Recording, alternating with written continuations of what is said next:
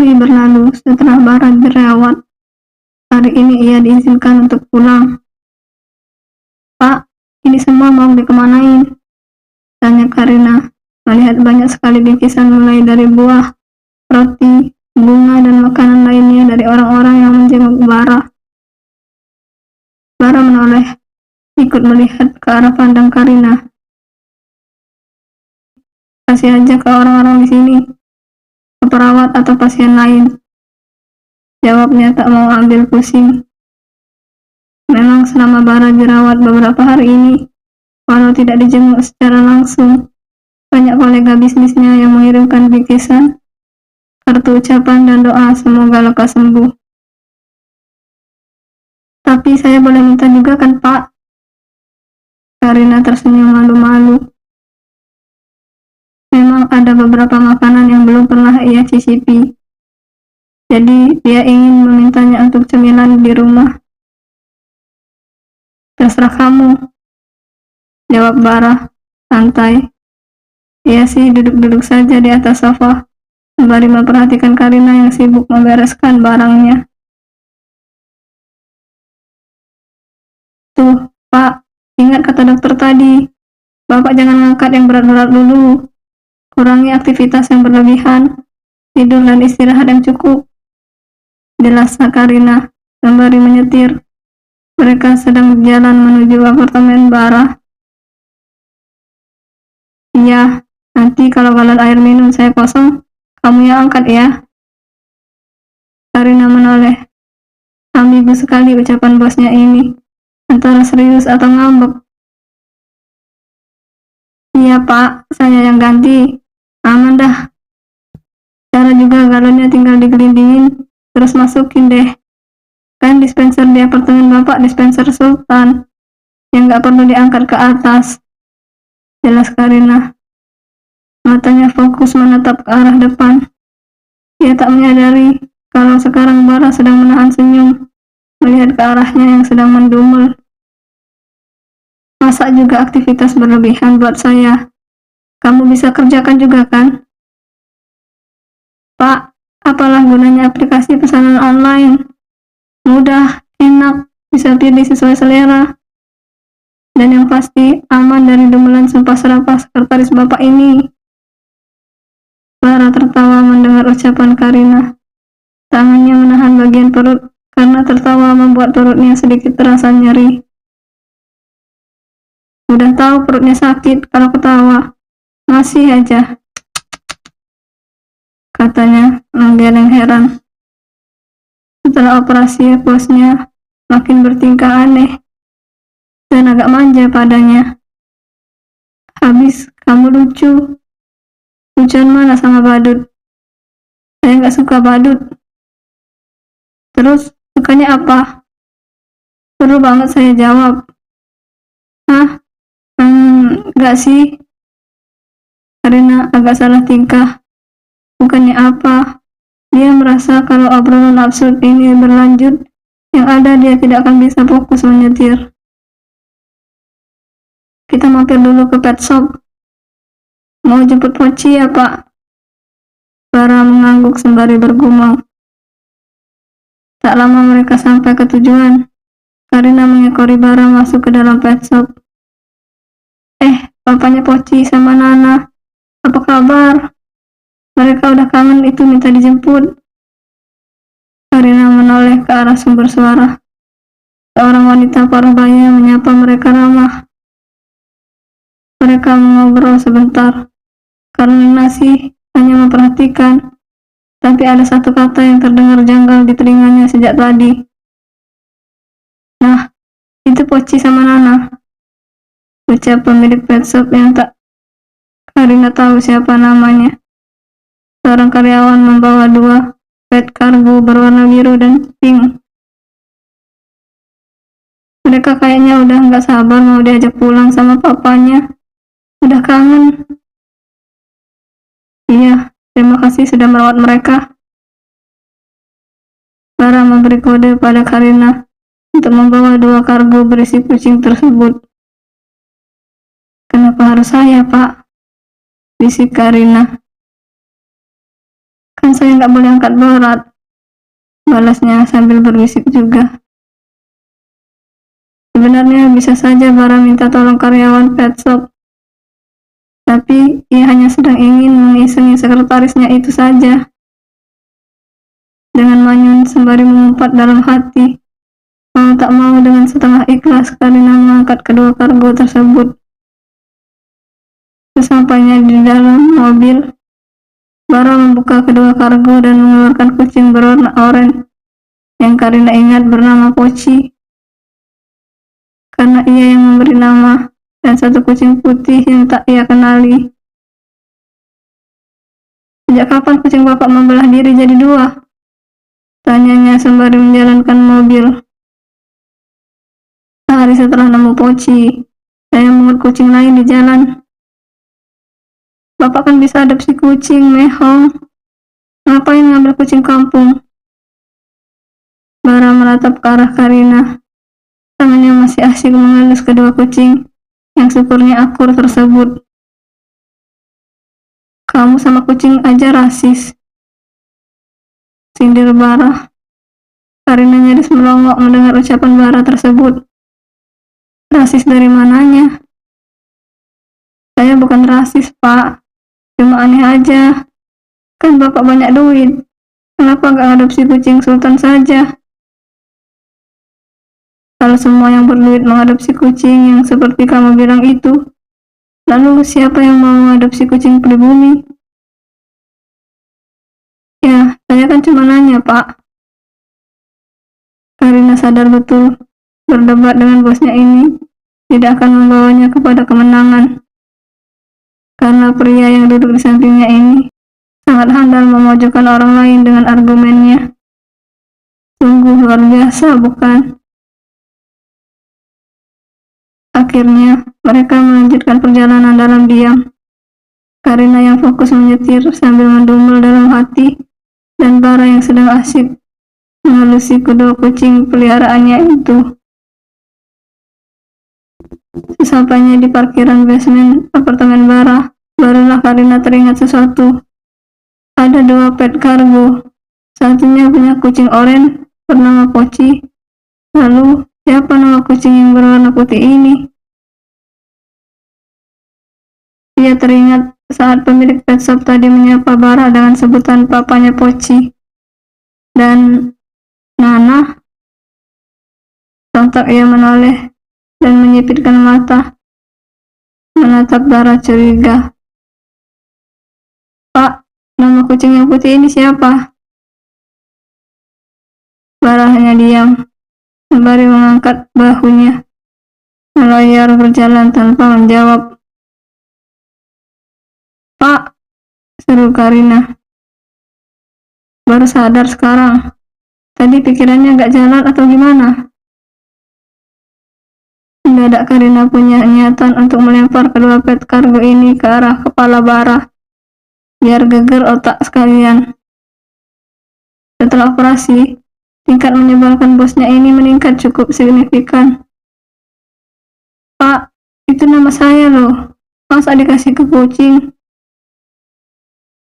Kamu kan pernah bilang gak suka dipanggil Nana. Tapi bukan berarti saya gak suka terus dikasih ke kucing. Bukannya orang sering bilang kalau gak enak kasih kucing. Ini nama, Pak, bukan makanan. Karina gemas sendiri.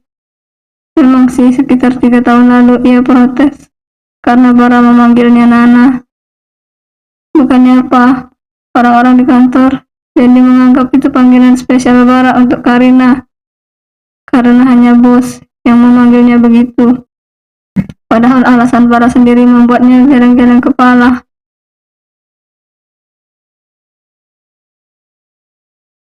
Pak, kenapa sih manggil saya Nana? Nama saya kan Karina. Karina, protesnya sembari mengeja namanya. Karina terlalu panjang. Panjang gimana? Cuma beda 2 huruf doang. Setelah perdebatan itu, panggilan Karina berubah. Tentu saja tidak. Nyatanya Bara keterusan sampai sekarang memanggilnya Nana. Saya lapar. Kalau lapar ya makan, Pak. Bukannya ngeluh. Masakin.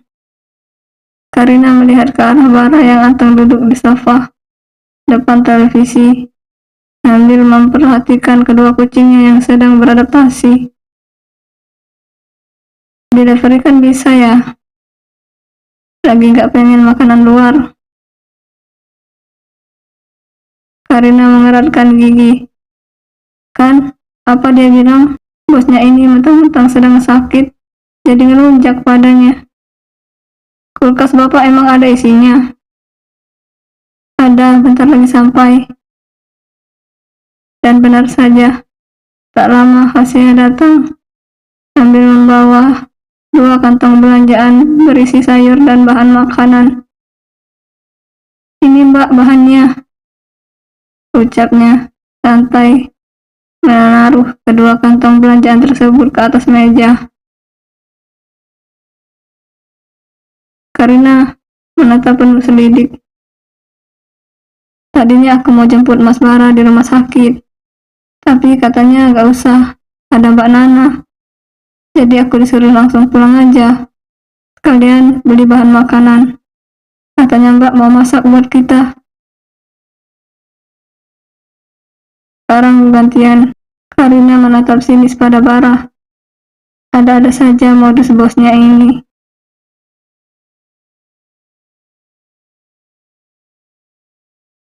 Karina mendumul sepanjang jalan pulang, mengingat hal yang tadi terjadi. Bara seolah sengaja terus memanggil nama kucing putih peliharaannya itu. Nana, kesini. Karina yang mendengar namanya dipanggil tergopoh-gopoh dari dapur berjalan ke sumber suara. Mana masih membawa spatula pula. Kenapa pak? Tanyanya. Takutnya kan bosnya yang super menyebalkan, yang sayangnya sedang sakit ini, butuh sesuatu. Bara menoleh ke arah Karina menatap gadis itu sambil menahan senyum geli. Saya manggil Nana yang itu. Tunjuknya ke arah kucing yang sedang memainkan ujung gorden. Karina mengeratkan gigi, mulai punya pikiran untuk melempar spatula di tangannya ke sang bos yang tersenyum setengah tertawa. Senang banget kayaknya pak, sinisnya. Iya, soalnya Nana lucu, mengemaskan, katanya. Entah kenapa jantung Karina malah berdetak kencang. Padahal jelas bukan Nana dirinya yang Bara maksud, tapi kucing betina gemoy berwarna putih itu. Awah, Karina mencebik kemudian kembali ke dapur. Tapi naasnya, hal itu terjadi berulang beberapa kali. Dan tentunya Karina yang bersumbu pendek ingin sekali menggeplak kepala bos dan adik bosnya yang ikut-ikutan menjahilinya itu. Lebih kesalnya lagi, karena Bara menyuruhnya membawa mobilnya pulang. Karina sih sebenarnya senang-senang aja, tapi masalahnya Bara meminta ia untuk menjemputnya besok untuk berangkat ke kantor, alias menjadikan Karina sopir dadakan, dan itu artinya cuti Karina yang seharusnya sampai besok jadi dibatalkan. Padahal Karina maunya rebahan saja seharian besok di rumah sambil nonton drama Korea. Karina memarkirkan mobil di halaman rumah. Untung saja kontrakannya memiliki halaman yang cukup luas untuk parkir mobil. Mana mobil bosnya ini harganya tak main-main. Lecet sedikit alamat senyap gaji Karina beserta bonus-bonusnya. Baru pulang Kak. Karina menoleh ke arah sumber suara, kemudian berdecap sembari memaksakan senyum. Ngapain lagi sih ini tante? Gumamnya mengeratkan gigi. Iya tante, jawabnya sesopan yang ia bisa, walau dalam hati menubahnya minta ampun. Mobil baru ya? Karina hanya tersenyum tipis. tak sabar ingin masuk ke dalam rumah.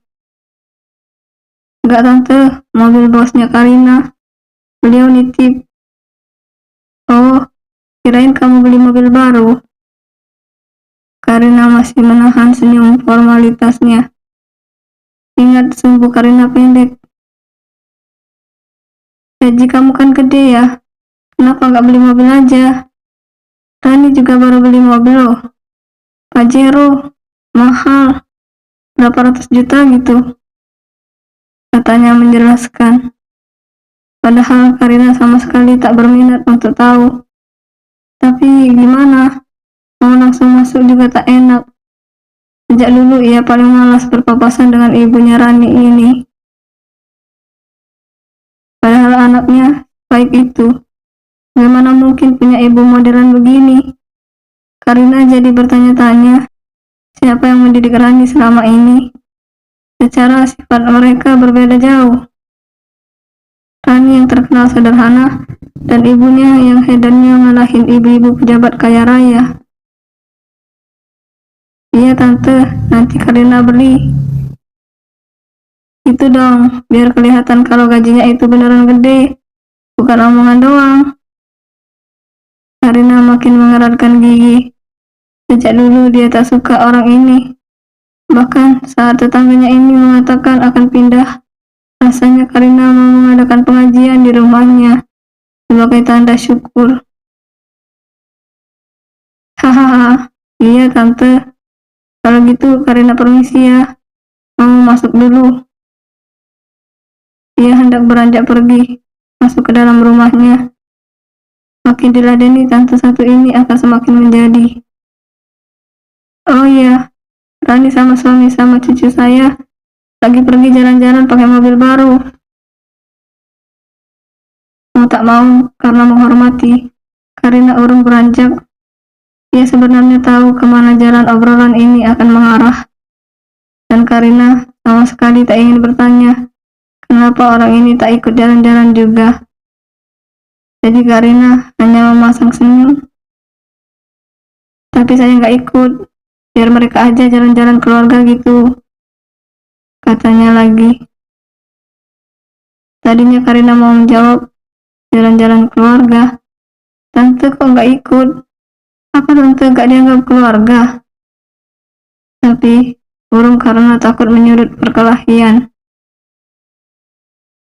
Dan juga dalam hati Karina paham betul kalau orang ini tak ikut bukan karena alasan itu, tapi sengaja biar bisa pamer-pamer ke tetangga kalau anaknya baru beli mobil baru.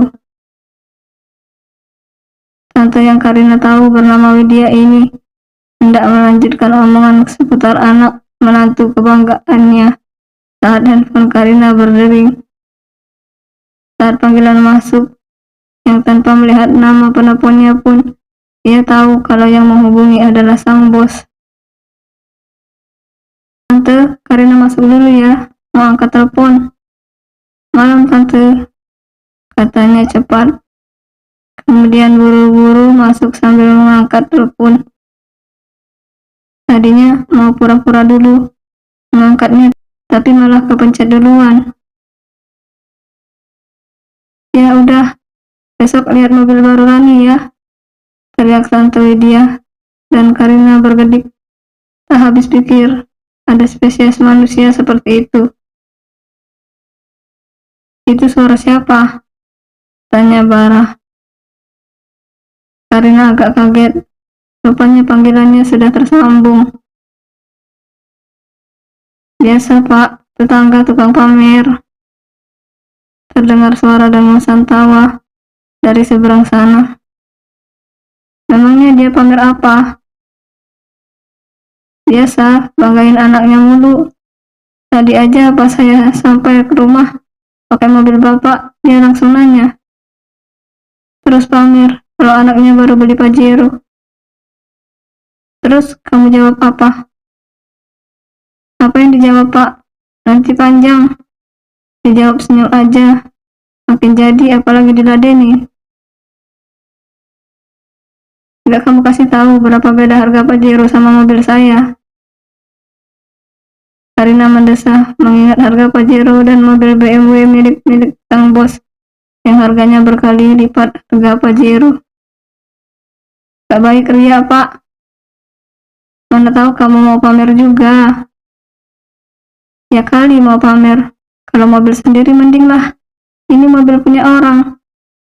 Tapi kalau bapak mau ngasih mobilnya ke saya, bolehlah saya pamerin, katanya, kemudian tertawa. Kalau kamu mau ambil aja. Karina yang tadinya sedang melepaskan high heel-nya langsung berhenti. Beneran, Pak? Tanyanya. Tak percaya. Lumayan kan dapat mobil semahal ini. Bisa hidup tentram damai tanpa kekurangan. Hanya dengan uang hasil penjualannya. Iya, tapi syarat dan ketentuan berlaku. Karina menghembuskan napasnya dalam, membuat bola mata jengah. Gak deh Pak, makasih, katanya. Bukannya apa, dulu juga ia diberi mobil, lalu teken kontrak kerja Romusa 3 tahun. Apa kabar kalau ia dikasih mobil semahal ini? Selamat di Romusa 10 tahun. Jelek-jeleknya seumur hidup. Karina kan niatnya mau resign. Kenapa nggak mau? Nggak deh, kapok di Romusa. Bara tertawa mendengar jawaban Karina. Wah, Karina berteriak kecil, kemudian langsung berdiri. Halo Nana, kamu kenapa? Suara Bara sedikit panik karena Karina tiba-tiba berteriak. Cemilan saya ketinggalan di mobil, Pak, katanya sambil mengintip dari balik gorden jendela. Dilihatnya Tante Lydia masih berdiri di tempatnya tadi, sambil mengamati mobil milik bosnya itu. Ya tinggal diambil kan? Gak segampang itu, Pak. Tuh tante-tante masih berdiri di situ. Nanti kalau saya keluar, dia ngajak saya ngobrol lagi gimana? Saya malas dengar dia pamerin anaknya mulu. Cek aja, kan bisa pura-pura lagi bicara penting di telepon. Bapak nggak akan mengerti manusia sejenis ini. Susah diacuhkan. Mepet mulu ngajak ngobrol. Ladenin seperlunya. Mau seperlunya juga jadi panjang. Aduh, mana saya pengen icip-icip kue sultan tadi. Ucapnya mengingat kue dan roti yang tadi ia bawa dari rumah sakit. Ya udah, tunggu. Tantenya pergi kalau gitu.